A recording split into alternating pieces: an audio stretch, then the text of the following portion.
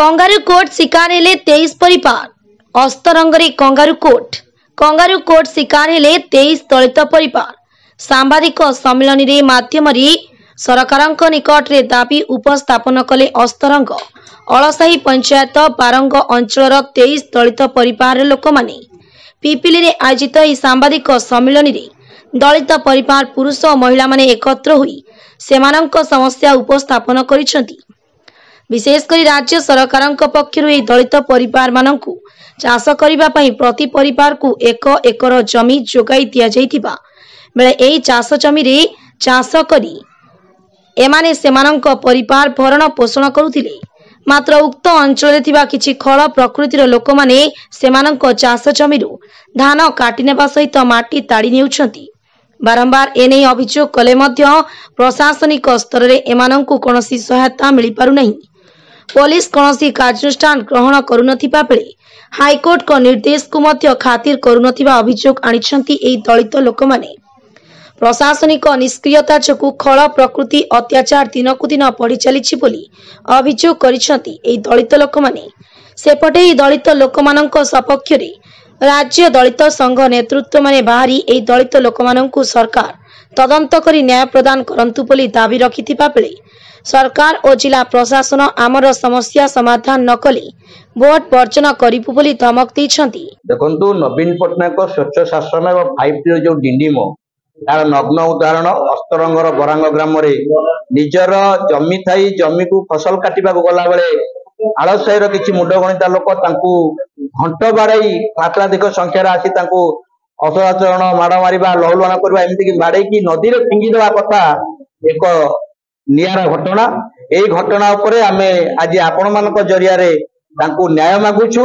जदि न्याय न मिले आगामी दिन रे हजार हजार संख्या रे लोक राजरास्ता को ओलेबे नवीन निवास को जिबे एवं एथिरे जदि पछपटे कोनोसी राजनेता एवं विधायक की स्थानीय पूंजीनेता माने सपोर्ट करुछंती तांकू मध्य सामना को अणा जिवो। अणा गला परे एमानकु न्याय देबा पई राजरा संगठन राजरास्ता को ओलाइबा सहित आगामी दिन रे सारा अस्तरंगर दलित लोक कहले जो आमर बाउरी एवं सेठी मल्लिक एमानकु एकाठी करा जाई तांको विरुद्ध रे विहित कार्यानुष्ठान पई सब सरकार पाखरे दाबी रही। लोक माने एमाने जाउचंती सेठी धान रोउचंती पिडिया पकाउचंती बाचुचंती धान काटिला आलू को जाउचंती हठात घंटर शब्द शुभुची अर्थात से गाँ रे गोटे रोक पोस्टिंग हेची घंट बाड़िया पई घंट बाड़िला माने समस्त जानि परिबे बिल ऊपर की अछि तेणु सीए सियारु तड़ा बाड़ी हाथ हथियार धरी एमानकु वर्णात्मक आक्रमण बारंबार करुचंती। एमाने भी बारंबार थाना रे एतला देइचंती ना थाना ना तहसीलदार ना जिलापाल केही या कथा सुनुनांती पटा देइचंती किंतु सुनुनांती। तेणु प्रशासन विरुद्ध रे आंदोलन संगठन तरफ तीव्रतर कर हाईकोर्ट से कोर्ट ये न्याय न पारि हाईकोर्ट रे ठिया हेले हाईकोर्ट मध्य स्थानीय आईएएस को निर्देश करचंती घटनार तदंत कर यदि सत्य सत्य अच्छी ताले दोषी मानक विरुद्ध रे विहित कार्यानुष्ठान किंतु 15 दिन हाईकोर्ट ऑर्डर थाई मध्य आईएएस आज बनचु शशुर अधिकार अच्छी ना नहीं से सारा धान काटी से ले जाती आम से गला आम अत्याचार कर गाड़ी पकई आम घर निया लगे आम घरे पशिक जहाँ धन सुना रूपा कि पितल सब आम घर ले जाती आम जेहेतु आमर जमी अच्छी हम से दखल आम दरकार आम हक आम दरकार आमको सरकार पटा देती अधिकार आम नदेले आम नवीन निवास जाए आत्महत्या कर 1 एकर 23 एकर सरकार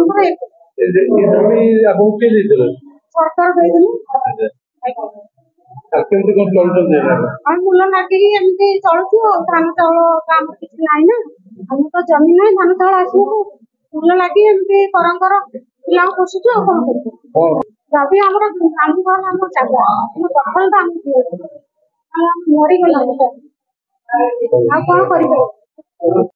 ମୋ ନା ଶାନ୍ତି। ତାର ଅସୁବିଧା କଣ, ଆମର ଜମି 5 ବର୍ଷ ହେଲା ଆମେ ଜମି ଚାଷ କରୁ। ଯଦି ବା ଚାଷ କରୁଛୁ ସିଏ ହଉଛି ବେହେରା।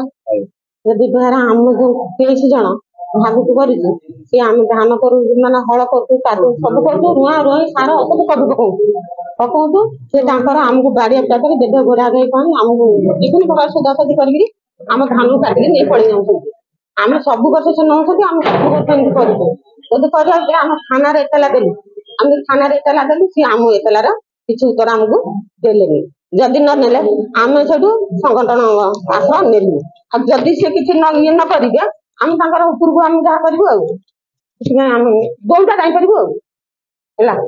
ସୁବିଧା କଣ ହେଇପାରେ, ହଉଛି ନେଇଯାଉଛନ୍ତି ଧାନ କାଟିକି, ଆମେ ଧାନ କାଟିକି ନେଇକି ଗାଡିଆ ପିଟା କରି ଆମ ଘର ଦ୍ୱାର ପଶି ଆମର ବୋଉ ଧୁଆ ନା ନାଇଁ, ଆମ ଘର ଦ୍ୱାର ସବୁ ଆମ ରୋଡ ଗାଡିଆ ଘର, ଆମ ଘର ଦ୍ୱାର ପଶିକି ସବୁ ନୋଟପାଟ କରୁଛନ୍ତି, ଗାଡିଆ ପିଟା କରୁଛନ୍ତି, ଆଉ ଜିନିଷ ପତ୍ର ସବୁ ନେଇଯାଉଛନ୍ତି, ଭାଙ୍ଗା ଫିଙ୍ଗା କରିଦଉଛନ୍ତି, ଏଇଆ କରୁଛନ୍ତି। କେହି କଥା ଆମ କଥା ଶୁଣୁନାହାନ୍ତି। ଆମେ କଣ କରିବୁ? ଆମେ ଯେମିତି ହେଲେ ଯାହା ଲୋକ ନବୁ ନା ନାଇଁ। ମୁଣ୍ଡ ଗଣିତ ଲୋକ ଏମାନଙ୍କୁ ମାଡ଼ ମାରି ସେମାନଙ୍କୁ ଘରେ ବସି ଘଣ୍ଟା ବାଡି ମହିଳା ମାନଙ୍କୁ ଅତ୍ୟାଚାର କରି ସେମାନଙ୍କର ଧାନକୁ ଦୀର୍ଘ 2019 ବର୍ଷରେ କାଟି ନେଇଛନ୍ତି। এই ବାବଦରେ ଅସ୍ତରଙ୍ଗ ଥାନାରେ ଦୀର୍ଘ ପ୍ରାୟ 100ରୁ ଉର୍ଦ୍ଧ୍ୱ ଏତଲା ଦିଆହେଇଥିଲେ ମଧ୍ୟ ଅସ୍ତରଙ୍ଗ ଥାନା ଆଇଆଇସି ମାନେ କୋମା କରିଦେଇଛନ୍ତି। ତେଣୁକରି এই ବାବଦରେ ବରାଙ୍ଗବାସୀ ସଂଗଠନ ଦ୍ୱାରସ୍ଥ ହେଇଛନ୍ତି। ଆଜି ଆମେ ସାମ୍ବାଦିକ ସମ୍ମିଳନୀର ଦାବି ରଖୁଛୁ, ଯୋଉ ଲୋକମାନେ ସେମାନଙ୍କର ଜମିର ଧାନ କାଟୁଛନ୍ତି ଏବଂ କାହା ବଳରେ ସେ ବଳିଆଟ ହୋଇକି ଆଇଆଇସି ହାଇକୋର୍ଟ ଅର୍ଡରକୁ ମଧ୍ୟ ମାନୁନାହାନ୍ତି, ତାର ଏକ ଉଚ୍ଚସ୍ତରୀୟ ତଦନ୍ତ କରାଯାଉ ଏବଂ ଯୋଉ ଜମିରୁ ସେମାନଙ୍କର ବେଆଇନ ଭାବେ ମାଟି ଉଠାଉଛନ୍ତି, ଏଥିରେ ତହସିଲଦାର, କଲେକ୍ଟର, ସବ୍ କଲେକ୍ଟରକୁ ମଧ୍ୟ ଜଣାଯାଇଥିଲେ, ସେମାନେ ମଧ୍ୟ ଚୁପ୍। ତେଣୁକରି ଏହାର ଏକ ଉଚ୍ଚସ୍ତରୀୟ ତଦନ୍ତ କରାଯାଉ।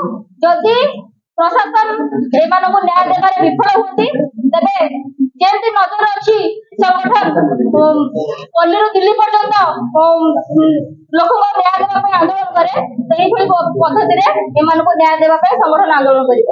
ଜୟକୃଷ୍ଣ ଯଦୁମଣି ଦାସ। ଆଜି ସାମ୍ବାଦିକ ସମ୍ମିଳନୀର ମୁଖ୍ୟ ଉଦ୍ଦେଶ୍ୟ ହେଉଛି ଆମ ବରାଙ୍ଗ ଗ୍ରାମର ଦଳିତ ପରିବାର 23 ଜଣ ବିହବେଗାରୀ ମୌଜା ଆଳସାହି ପଞ୍ଚାୟତର ବିହବେଗାରୀ ମୌଜାରେ ଦୀର୍ଘ ଦିନ ହେଲା ଚାଷବାସ କରିବା ଚଳୁଥିଲେ।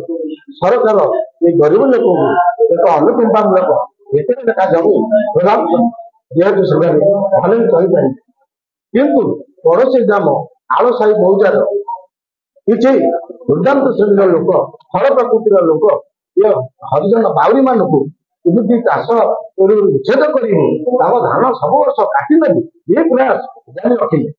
ଯାହା ଫଳରେ ଆମେ ହାଇକୋର୍ଟର ଦ୍ୱାରସ୍ଥ ହେଲୁ। ମାନ୍ୟବର ହାଇକୋର୍ଟ ନିର୍ଦ୍ଦେଶ ଦେଲେ, ଆଇଆଇସି ଦେଲେ, ଏହାର ତଦନ୍ତ କରି ତାଙ୍କୁ ଉଚିତ ନ୍ୟାୟ ଦିଆହବ।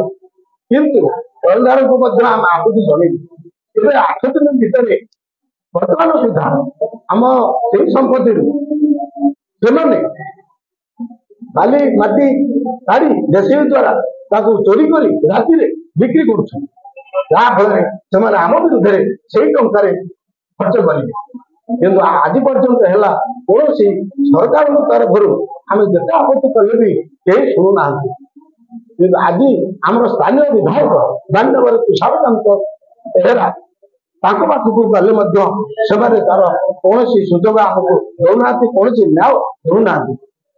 ଆମେ ସମସ୍ତେ ଏଇଭଳି ନ୍ୟାୟ ପାଇବା ଆଶାରେ ଆମର ଜାତୀୟ ଦଳିତ ଆଦିବାସୀ ମାଇନରିଟି ସଂଘ ଦ୍ୱାରା ଆଜି ପହଞ୍ଚିଲୁ। ଆପଣଙ୍କ ମାଧ୍ୟମରେ ଏକ ସାମ୍ବାଦିକ ସମ୍ମିଳନୀ କଲୁ, ଯେହେତୁ ଆପଣମାନଙ୍କ ମାଧ୍ୟମରେ ଆମେ ସମସ୍ତେ 30 ଜଣ ପରିବାର ଭଲ ନ୍ୟାୟ ପାଇପାରିବୁ। ଆଗାମୀ ଦିନରେ ଆମେ ସୁରକ୍ଷା ପାଇବୁ ଏବଂ ଧାନ ଫସଲ କରି ଆମେ ସୁଖରେ ରହିପାରିବୁ। କିନ୍ତୁ ଯଦି ସରକାର ଏ ପଦକ୍ଷେପରେ ଅବହେଳା କରନ୍ତି, ଆଗାମୀ ଦିନରେ ଆମେ ସରକାରଙ୍କ ନବୀନ ନିବାସକୁ ପଦଯାତ୍ରା କରିବୁ ହଜାର ହଜାର ସଂଖ୍ୟାରେ।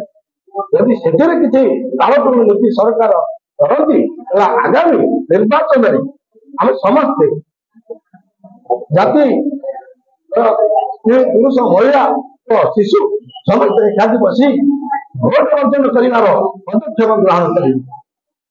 ତେଣୁ ଆମେ ସରକାରଙ୍କ ପାଖରେ ଯେତିକି ନିବେଦନ କରୁଛୁ, ଆମକୁ ସେ ଫଳ ପ୍ରକୃତିର ଲୋକମାନଙ୍କ ଠାରୁ ଆମ ସମ୍ପତ୍ତିକୁ ସୁରକ୍ଷା ଦିଅନ୍ତୁ ଏବଂ ଆମେ ଦୀର୍ଘ ଦିନ ସରକାରଙ୍କ ପାଖରେ ଆମେ ଋଣୀ ରହିବୁ। ପୁରୀରୁ ଜୟକୃଷ୍ଣ ଦାସଙ୍କ ରିପୋର୍ଟ, ନ୍ୟୁଜ୍ 16 ଓଡ଼ିଆ।